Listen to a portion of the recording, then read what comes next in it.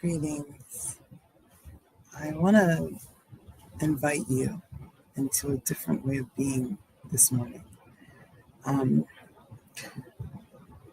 I've been guilty of this many times myself. It's something that we mistaken for tough love, where we invalidate the experience of another. Where I struggle with this most is in my parenting. And I've made improvement, but it's been slow. Where my daughter will say something, and I'll immediately say so or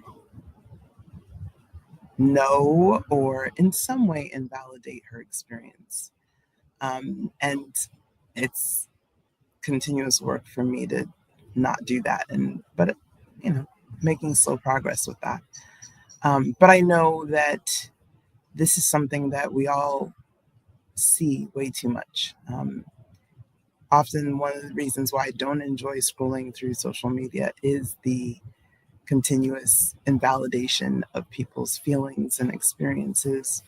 Um, and you can disagree with someone.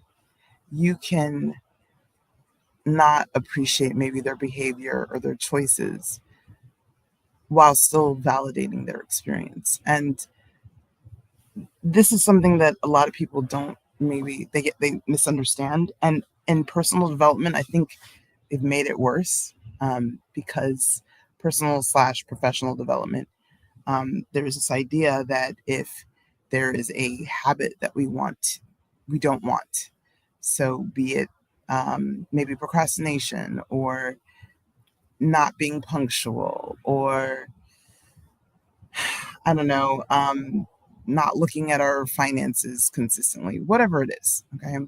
And we want to change this habit.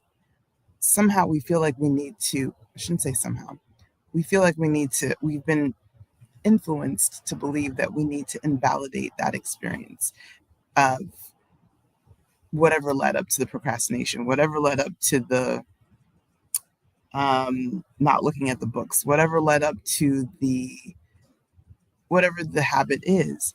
We need to invalidate it so that we can reclaim our ability to meet those goals. And I couldn't disagree more.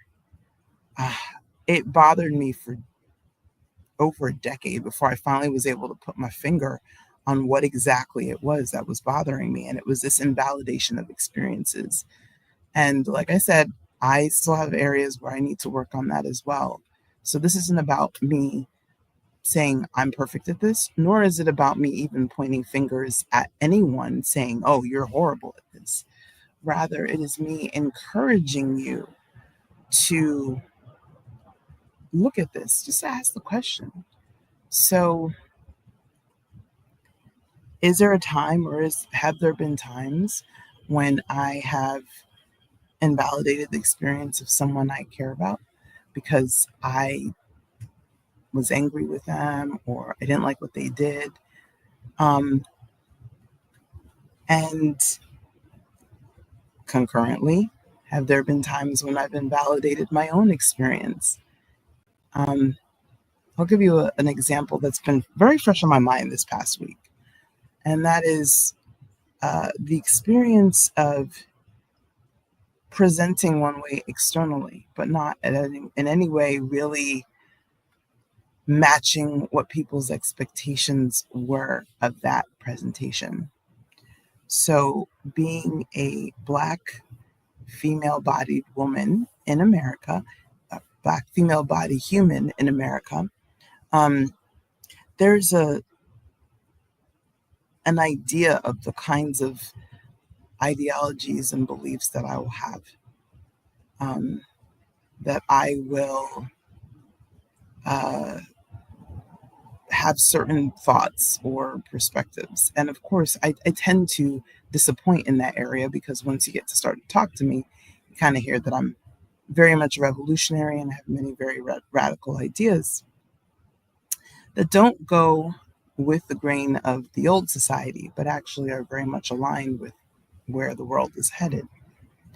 And so oftentimes my experience has been invalidated because my perspective was not agreed with. Um, so for a long time, I was too ashamed to talk about feeling um, outcasted, ignorant, um, what's the word? Give me a second.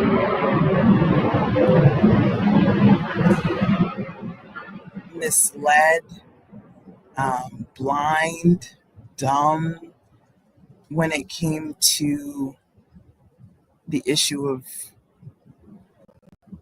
what has been coined race relationships in America, right? Um, and because of the way that I felt about it, I didn't talk about it. I just carried the shame with me. And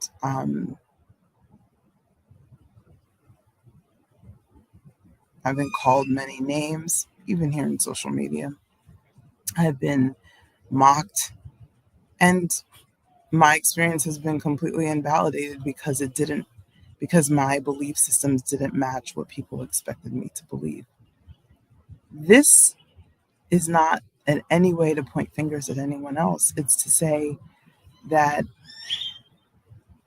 it delayed my ability to actually learn the history or to understand some things better because of the pain that was associated with having my experience completely invalidated. So while the intentions were pure, the lack of compassion actually went against whatever the goals were of the people with whom I was engaging. And so compassion is really important because when people feel like they've actually been seen and heard and appreciated and welcomed as they are without changing, they're far more interested in hearing what you have to say. And even when you get people to change through that so-called version of tough love, um, the change has guilt and shame attached to it. So it tends to produce more guilt and shame, whatever their new behaviors are. It's really interesting. It's really interesting how energy works.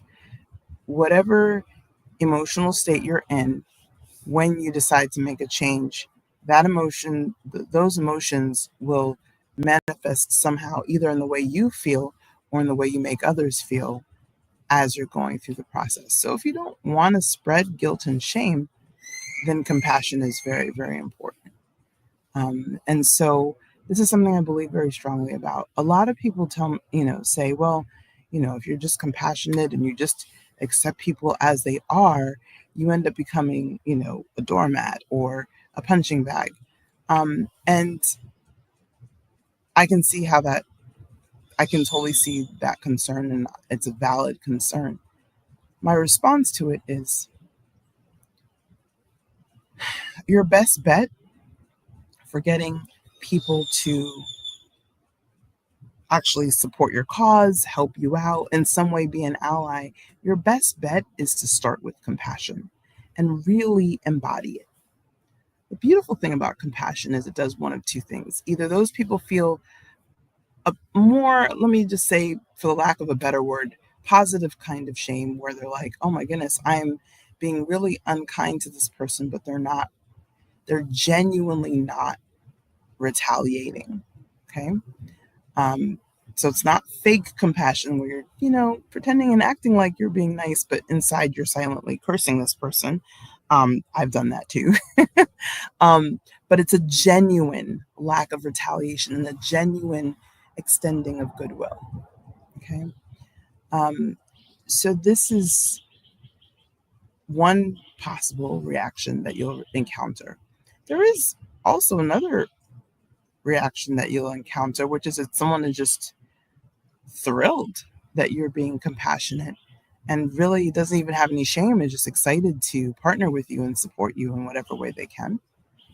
The third reaction that you could possibly get is that the person actually sees you as weak or invalid and in some way tries to harm you or maybe not harm, tries to harm is the best way, but does something that is harmful, right? Whether to you or to someone that you care about. For that third reaction, okay, they've shown where they stand. And then you'll have to set a boundary. I always avoid boundary setting as much as possible because boundary setting requires enforcement. Simple as that.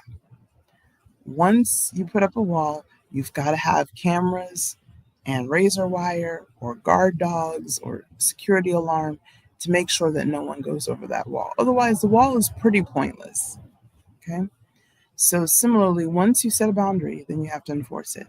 And unfortunately, there are people in life that you do have to enforce boundaries with and set boundaries with and then enforce them. And that's just because of where those people are. That's not something that you need to take on yourself.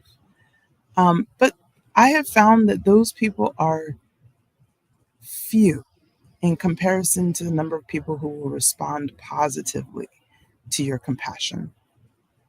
And as long as you know what you need to do, you have some sort of plan of action for if someone is truly, genuinely harmful to you, um, which doesn't mean saying something you don't want to hear necessarily, but truly is in some way being harmful to you, then you can move forward, make compassion your default until they show you that compassion is not going to really be supportive in the situation, and then you can set a boundary. But leading with compassion is always the way to go. Even in setting a boundary, that's also a compassionate act. Some people need stronger um, consequences for their choices to be able to recognize, maybe that wasn't the best idea. And so that is also a different form of showing compassion. But we're really talking about the kind, and that's kind of like the tough love kind, but we're really talking about the compassion that doesn't even require that. We're talking about the kind that is just simply validating their experience. And that can be done for anyone, no matter how heinous their crime, no matter how much you don't agree with them. You can still validate their experience.